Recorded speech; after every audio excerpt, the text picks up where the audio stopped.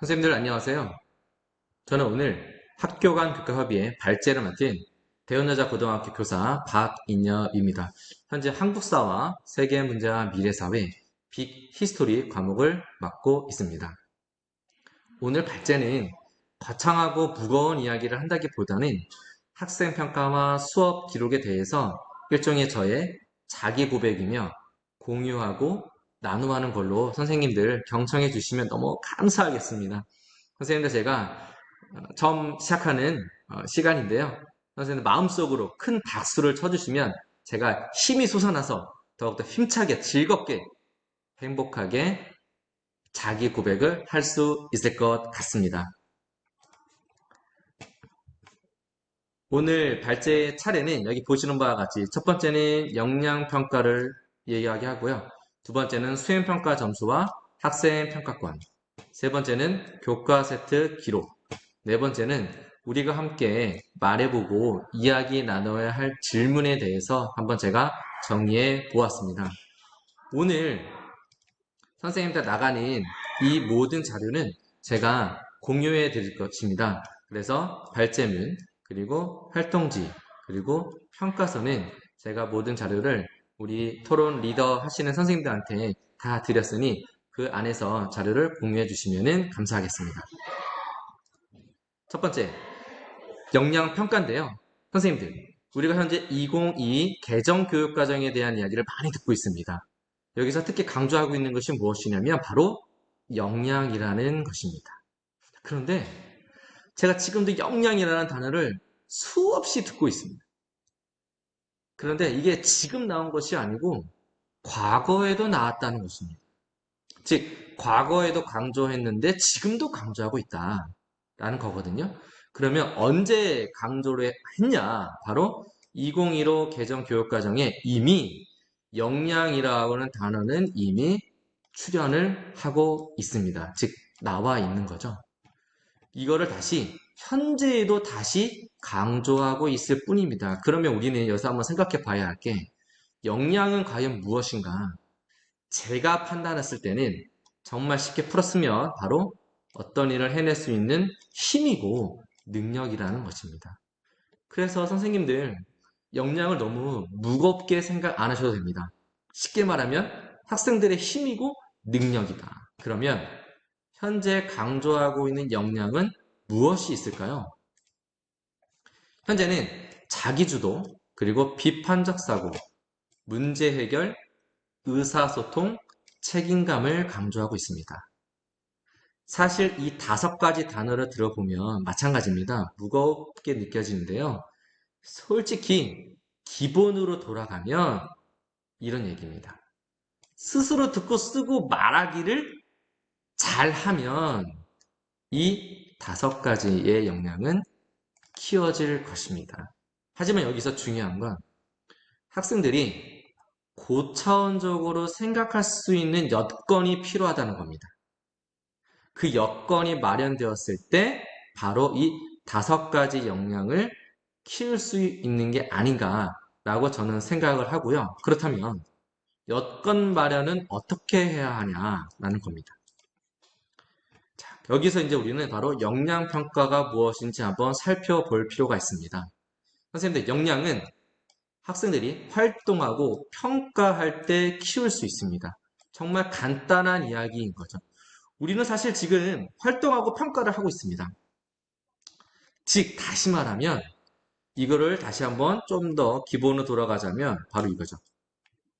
수업 중에 이루어지는 것. 이게 바로 역량평가입니다.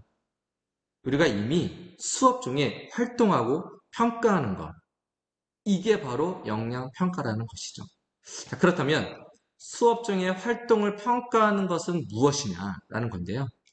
현재 우리가 역량평가라는 단어 말고 바로 이 단어를 많이 들었습니다. 바로 과정중심 평가입니다. 이거는 저는 교직에 들어온 이후로 계속 듣고 있고 지금도 듣고 있습니다. 저는 그래서 제 개인적으로는 역량평가는 무엇이냐? 바로 과정중심 평가입니다. 결론적으로 과정중심 평가를 다시 강조하고 있는 것이 바로 역량평가다. 즉, 과정 중심 활동에서 나오는 능력을 평가하는 게 바로 역량 평가라는 거죠. 자, 그래서 저는 여기서 선생님께 말씀드리고 싶습니다. 선생님이 과정 중심 평가, 과정 중심 활동을 하고 계신다면 이미 선생님께서는 노력하고 계시는 것이고 이미 역량 평가를 하고 있다는 것입니다. 만약에 내가 과정 중심 평가를 하고 있는 선생님이라면 그리고 또는 이 단어를 알고 이거를 평가하기 위해서 노력하는 선생님이라면 자기 자신을 칭찬해줘도 정말 좋을 듯 합니다. 너무 잘하고 있다. 그리고 앞으로 조금만 더 하면 된다라는 겁니다. 선생님들 큰 응원을 제가 보내드립니다. 자, 다음은 수행평가 점수 부여에 대해서 한번 살펴보겠습니다. 현재 여기 앞에 보시는 거는 현재 한국사 제가 들어가는 수업 수행평가 비율을 써놓은 것입니다. 저희 학교는 이렇게 반영 비율에 따라서 배점을 매기고 있는데요. 저희 학교는 100점을 총 매기고 있습니다. 현재 한국사는 수행평가가 60%를 반영하고 그리고 여기 보시는 것처럼 각 반영 비율에 따라서 100점, 100점, 100점 이렇게 부여하고 있습니다. 혹시 어떤 다른 학교는 이렇게 반영하는 학교도 있는 것 같습니다. 어떻게 하냐면 수행평가가 60%니까 이거를 60점으로 환산을 하는 거죠. 이렇게 배점으로. 그리고 비율을 100%로 해가지고 하는 학교도 있는 것 같습니다. 저도 다른 학교가 어떻게 반영하고 있는지 정말 궁금한데 선생님들 그 팀 안에서 또는 그 방 안에서 그렇게 자유롭게 공유함으로써 서로 이야기를 나눴으면 너무 좋겠습니다. 자, 그런데 여기서 좀 저는 특이한 점이 있습니다. 제 수행평가 계획표에는 바로 교사평가 이외에 다른 평가도 많이 하고 있다는 건데요. 뭐냐면 여기 보시면 교사평가는 사실 15%만 반영이 되고요. 나머지 이 75%가 아니라 15, 그 다음에 15, 15, 15, 45%를 보면 자기과정평가, 선원훈련평가, 상호과정평가 이렇게 다양한 평가를 하고 있는 게 좀 특징이 보입니다. 자, 그러면 선생님들은 수행평가 점수를 부여할 때 무엇을 확인하나요? 사실 이 단어도 정말 수없이 들어왔습니다. 바로 뭐냐면 선생님 무엇일까요? 한번 생각해 볼까요? 자, 생각하셨죠? 바로 뭐냐면 네, 맞습니다. 루브릭입니다. 추체적 기준표. 자, 이야기 정말 많이 듣고 계셨는데요. 사실 이 루브릭이라는 거는 두 가지 성질로 나눠집니다. 첫 번째는 총체적이고 두 번째는 분석적인데요. 선생님들 평가하는 영역에 따라서 혼합하여서 활용하시면 되는데요. 기본적으로 간단한 것만 말씀드릴게요. 총체적 루브릭은 무엇이냐면 지금 보시는 바와 같처럼 전체적으로 내용을 좀 더 상세하게 적은 것을 총체적 루브리라고 보시면 되고 특징은 뭐냐면 교과서 때 작성에 용이한 문구가 만들어진다는 것인데요. 그래서 예를 들어서 주제 정리 이해에 바로 100점 맞으면 이거를 교과서 책에 써주고 그리고 제작 표현이 만약에 80점을 맞았으면 이 내용을 교과서 책에 작성해 주면 된다는 것입니다. 한 가지 단점은 교과서 책의 개별화가 조금 미흡할 수 있다라는 거죠. 왜냐면 점수에 따라서 쓰는 거기 때문에 동일하게 내용이 들어갈 수 있다는 겁니다. 자, 다음은 그렇다면 분석적 루브릭은 무엇이냐라는 건데요. 분석적 루브릭은 수치화시키는 겁니다. 아주 간단하게 작성하는 겁니다. 여기 보시는 것처럼 뭐 한 개를 빼고 뭐 두 개를 빼고 세 개를 빼고 네 개를 빼고 작성했다. 이런 것들이 바로 분석적 루브릭이고요. 중요한 거는 이런 것들은 사실은 이제 교과서 책에 작성하는데 큰 도움을 주진 않습니다. 그래서 활동지를 구성하는 것에 조금 더 집중할 필요가 있는 것 같습니다. 자, 여기서 질문은 선생님들 급간 점수와 기본 점수는 어떻게 설정하나요? 라는 건데요. 저는 여기 보시는 바와 같처럼 10점 단위로 끊어놨습니다. 자, 그래서 급간 점수는 10점, 기본 점수는 최저 점수의 최한대요. 제가 한번 선생님도 한번 상상을 한번 해보면 좋을 것 같습니다. 학생들이 질문을 할 수 있을 것 같습니다.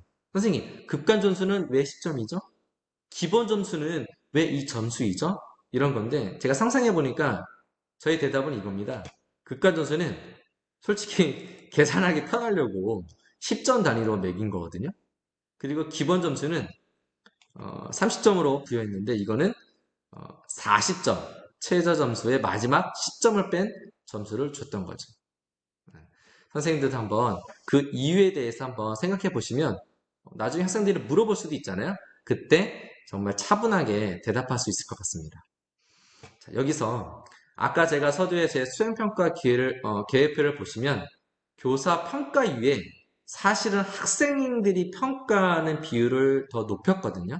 자, 여기서 선생님들 혹시 학생에게 평가의 기회를 주는 것에 대해서는 어떻게 생각하시나요? 저는 학생에게 평가의 기회를 많이 주고 있습니다. 그 이유는 무엇이냐면 평가자가 되면 여러 가지 요소를 생각할 수밖에 없습니다.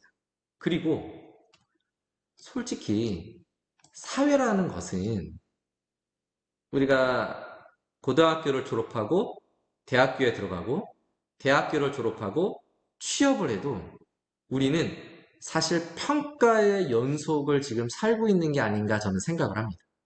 그런데 여기서 중요한 건 내가 평가를 받는 사람일 수도 있지만 내가 평가를 할 수 있는 사람일 수도 있잖아요. 그래서 저는 아이들한테 학생들에게 평가의 기회를 많이 주고 있습니다. 이런 것에 대해서는 어떻게 생각하시는지 한번 또 이야기 나누는 것도 너무 좋을 것 같습니다. 자, 그래서 학생에게 어떻게 평가의 기회를 줄 수 있을까? 저는 아까 제가 수행계획표 한번 보셨던 것처럼 한번 보시면 자, 이 수행평가 계획표는 빅 히스토리 과목의 수행평가가 되겠습니다. 보시면 자기평가가 있고요. 그 다음에 팀평가가 있고 상호평가가 있습니다. 자, 그래서 교사평가는 25%고 학생평가는 75%에 달합니다. 이 과목은 수행평가 100%로 이루어진 과목이 되겠습니다. 자, 그래서 저는 자기, 팀, 상호평가를 하는데요. 저는 사실 심지어 상호평가하면서 선생님 죄송합니다. 제가 기침을 해서 상대평가도 하고 절대평가도 한번 해봅니다. 자, 제가 왜 이러한 것들을 하냐면 아이들이 평가에 대한 거부감 또는 부담감이 큰데요. 이러한 평가를 자주 함으로써 조금 더 아이들한테 친숙하게 오기를 바래서 제가 그렇게 시행을 하고 있습니다. 학생의 평가권을 확대한 이유는 무엇일까? 저는 평가는 언제나 경험하고요. 그리고 제가 평가자가 될 수도 있고, 그리고 저는 평가받는 자가 될 수도 있습니다. 자, 그래서 아이들이 평가자를 경험하면 발표, 면접 등을 할 때 무엇이 중요한지 스스로 배우고 깨달은다는 것입니다. 그런데 이것보다 더 중요한 이유가 있습니다. 활동에 적극적으로 참여하고 활동의 주인임을 깨닫는 것입니다. 아이들이 평가자를 경험해 보니까 어떤 것을 중점으로 준비를 해야 할지를 아는 순간 활동에 적극적으로 참여한다는 겁니다. 자, 그래서 평가에 대한 인식을 변화하고 평가자 관점에서 활동을 준비하고 발표하는 것이죠.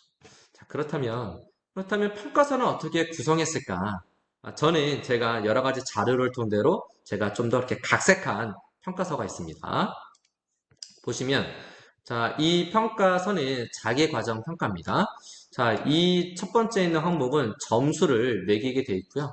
그리고 이 아래는 학생들이 서술식으로 본인들이 조사했던 거, 그 다음에 깨달았던 것들을 쭉 적게 되어 있습니다. 이 자료도 제가 함께 공유해 드리겠습니다. 자, 두 번째는 상호 과정 평가인데요. 이거는 동료들을 상대 평가하도록 제가 한번 각색해 본 상호 평가서고요. 여기 옆에 있는 두 번째 상호 평가서는 여기에 보시면 학생들이 팀 안에서 동료들을 이렇게 점수를 매기고 그리고 동료들이 하는 모습을 보고 뭐 배울 점이나 총평을 하는 걸로 제가 칸을 나누어 놨습니다. 세 번째는 팀 과정평가로서 팀을 이렇게 항목에 따라서 평가를 하고요. 그리고 점수를 쭉 이렇게 매기게 되어 있고요. 그리고 여기 보시면은 좀 특이한 점은 발표 우수자를 평가를 해서 발표 가장 우수한 학생에게 제가 이 내용을 토대로 이 점수 토대로 또 생활기록부에 기재를 해주고 있습니다. 다음은 교과 세트 기록입니다. 저는 결론적으로 선생님도 수업을 하고 마지막 종착점은 교과 세트 기록하는 거잖아요. 저는 그래서 활동지를 통해서 저는 교과 세특을 기록합니다. 즉, 활동지는 교과 세특을 기록하는 자료다라고 생각을 합니다. 지금 여기 계시는 선생님들은 기본적으로 정말 열심히 수업에 참여하는 선생님이라고 저는 생각합니다. 자, 그래서 평소 수업할 때 또는 수행평가를 할 때 활동지를 활용한다는 것이고요. 그렇다면 활동지를 어떻게 구성할까라는 건데요. 사실은 구성할 때도 교과 세특을 기록하는 입장에서 구성하시면 좀 더 활동지가 좀 더 구체성을 띠게 됩니다. 저는 그래서 기본적으로 기본을 조사하고 심화적으로 조사하고 해결 방안을 쓰고 깨달음을 쓰는 어떤 이러한 기본 형태로 기본 시스템으로 제가 활동지를 구성하는데요. 자, 그래서 제가 만든 활동지를 몇 개 보시면 여기 보시면 이제 신문을 가지고 문제의식을 탐구하는 활동지가 되겠습니다. 기본적으로 신문지 스크랩을 하고 내용을 한번 조사하고 그리고 이것에 대해서 질문을 한번 생각해보고 관련 교과 지식을 한번 써보고 그리고 이 질문에 대한 해답을 찾기 위해서 심층 조사를 하고 이 질문에 대한 조사를 통해서 깨달은 여러 가지 해결 방안이나 적용 방안을 사회적, 과학적, 진로적, 개인적으로 한번 써보는 칸으로 구성했습니다. 이 모든 게 사실은 교과 세특을 기록하는 입장에서 제가 썼다는 겁니다. 그리고 뭐 이러한 것들, 뭐 강연을 듣고 쓰는 거, 그 다음에 토론하는 거, 이러한 활동지도 있습니다. 자, 다시 한번 이걸 정리하면은 활동지 항목은 교과 세특을 기록하는 방향이고요. 그 다음 활동지 내용은 교과 세특을 기록하는 내용이라고 보시면 되겠습니다. 자, 그러면 교과 세특을 기록하는 다른 방법은 없을까? 제가 몇 가지만 한번 말씀을 드려보겠습니다. 첫 번째는 이거는 이제 활동지로 활용하는 겁니다. 그래서 공통 문구를 쓰고 애들의 학생들의 역할을 쓰고 그 다음에 수업 일기 쓰고 그 다음에 배움, 깨달음, 성장, 변화를 쓰는 방법이 있습니다. 여기서 말했던 수업 일기는 일종의 활동지라고 보시면 이렇게 되겠습니다. 자, 이것도 제가 자료로 공유해 드릴게요. 자, 그리고 활동을 쓰고 배움을 쓰고 성장을 쓰는 이러한 방법도 있고요. 방식을 쓰고 그리고 과제 주제를 쓰고 활동 과정을 쓰는 그러한 방법도 있습니다. 그럼 실제로 한번 교과 세특을 어떻게 썼는지 한번 살펴볼게요. 자, 이거는 방식, 과제 주제, 활동 과정인데요. 여기 보시면 방식, 팀 프로젝트 기반으로 활용하였다는 거고요. 과제 주제는 수행 과제를 세계 지역 관광 안내서 만들기를 했다는 것이고 활동 과정을 보시면 이제 여러 가지 자료를 정리하고 자신만의 방식으로 해석했다는 것 이러한 내용들을 정리해서 제가 기재해 주었습니다. 자, 다른 방법은 지필평가 선택형 문제를 가지고도 교과 세특을 기록할 수가 있습니다. 방법은 출제 의도를 쓰시고 정답률을 쓰고 성취 기준을 쓰고 교과 역량을 쓰시면 되는데 이 앞에 있는 세 가지는 선생님들 충분히 아시는 내용인데 그렇다면 교과 역량은 무엇이냐는 건데요. 2015 개정 교육과정에 보시면 각 교과에 맞는 역량이 나와 있습니다. 여기 국어, 수학, 역사, 영어, 사회, 과학이거든요. 한번 살펴보시면 큰 참고가 될 것 같습니다. 이러한 내용들을 한번 진짜 교과 세특에 쓴 내용을 보시면 출제 의도를 쭉 쓰시면 되고요. 그리고 정답률이 몇 프로 나왔다. 즉 고난이도 문제다라는 것을 알려주시면 되고 이 문제를 출제할 때 봤던 성취 기준을 쓰시고 그리고 이 문제를 해결하는 데 필요한 역량을 이렇게 역사 자료를 분석하고 해석하는 능력 이렇게 작성해 주시면 되겠습니다. 이런 것도 있습니다. 학생부 종합전형 평가 요소와 루브릭을 합쳐서 쓰는 방식이 있는데요. 여기서 중요한 거는 이제 학생부 종합전형 평가 요소가 무엇인지 하는 건데요. 특히 우선은 방식을 쓰고 과제 주제를 쓰고 평가 요소를 쓰고 총체적 루브릭을 선택해서 기록해 주시면 되겠습니다. 학생부 종합전 평가 요소는 2019년 버전에는 이러한 것들이 있습니다. 22년에는 변경이 됐는데요. 좀 더 많았던 것을 좀 더 축소시켜서 나와 있습니다. 총체적 루브릭은 제가 앞에 이전에 제가 이야기했던 것처럼 총체적으로 좀 더 자세하게 작성해 주시면 되겠습니다. 이런 내용을 토대로 작성한 거 내용을 보시면 동일하게 뭐 방식은 팀 프로젝트, 과제 주제, 만들기, 그리고 평가 요소, 어떤 거를 평가를 했는지, 그래서 어떠한 거를 가지고 있는지 이러한 리더십을 발휘했고, 그리고 총체적 루브릭, 즉 그 학생이 받은 수행평가 점수에 해당하는 루브릭 그 내용을 써주시면 되겠습니다. 자, 저는 선생님들이 이제 다양한 방법으로 학생들이 교과서들을 기록하는 거에 아주 개별화에 힘쓰고 계시다고 저는 알고 있습니다. 정말 너무 많은 것들을 하고 계셔서 제가 큰 박수를 보내드리고 싶은데요. 저는 학생들을 위해서 활동지하고 평가서를 구성하는 데 모든 힘을 쏟습니다. 그래서 사실은 모든 것을 다 할 수 없기 때문에 선택과 집중 이런 것들이 필요하지 않나 하는 생각을 하고요. 선생님들 이제 여기까지 저의 짧은 어떤 자기 고백을 들으셨는데요. 여기 선생님들한테 끌리는 거 혹시 좀 더 아니면 이런 거 되게 흥미로웠던 게 있으시다면 그 중에 한 가지만이라도 선생님들이 그에서 좀 더 연구해서 선생님화 나의 것으로 만드시면 정말 제가 뿌듯할 것 같습니다. 우리 함께 말해보기 이제 네 가지 질문인데요. 제가 한번 상황극을 한번 네 가지를 만들어 봤는데요. 첫 번째는 이런 겁니다. 신임교사가 멘토 교사한테 도움을 요청하는 거죠. 자, 평가를 잘하고 싶은데 잘 모르겠어요. 그래서 멘토님만의 방법을 물어보는 일종의 상황이고요. 그리고 수행평가 점수. 학생이 선생님에게 질문하는 거죠. 선생님, 급간 점수하고 기본 점수가 왜 그런 거죠? 라는 질문이고요. 세 번째는 매너리즘에 빠진 동료 교사의 도움 요청입니다. 매번 똑같은 학생 평가를 하다 보니까 새로운 것을 하고 싶은 거죠. 그래서 새로운 방법이 있느냐라고 물어보는 상황이고요. 네 번째는 신임 교사가 또 멘토 교사한테 도움을 요청합니다. 첫 번째로 이제 교과 서태를 작성하는데 뭐라고 써야 할지, 무엇을 보고 써야 할지 어려운 거죠. 그래서 그 방법을 하나만 가르쳐 달라는 상황이 되겠습니다. 자, 선생님, 저의 오늘 발제는 여기까지인데요. 대략 한 20분 정도의 발제인데 이 긴 시간을 들어주신 거 너무나 감사하고 제가 마지막으로 이 말씀만 하고 끝내겠습니다. 제가 시를 가끔 제가 읽는데요. 오늘의 꽃이라는 시가 있습니다. 나태주입니다. 웃어도 예쁘고 웃지 않아도 예쁘고 눈을 감아도 예쁘다. 오늘은 네가 꽃이다 라는 건데요. 오늘은 여기 계신 선생님이 바로 꽃입니다. 선생님들의 이 꽃, 이 마음으로 학교에서 그리고 오늘 이 순간에 오셔가지고 제 이야기도 많이 들어주시고 그리고 곧 각 방에서 토론을 하시고 또는 논의를 하실 텐데요. 서로 서로에게 많은 이야기들을 주고받아서 뜻깊은 시간이 되었으면 좋겠습니다. 선생님, 이 시간 또 이 발제 들으셔서 너무나 감사합니다. 저는 대원여자고등학교 교사 박인혁이었습니다.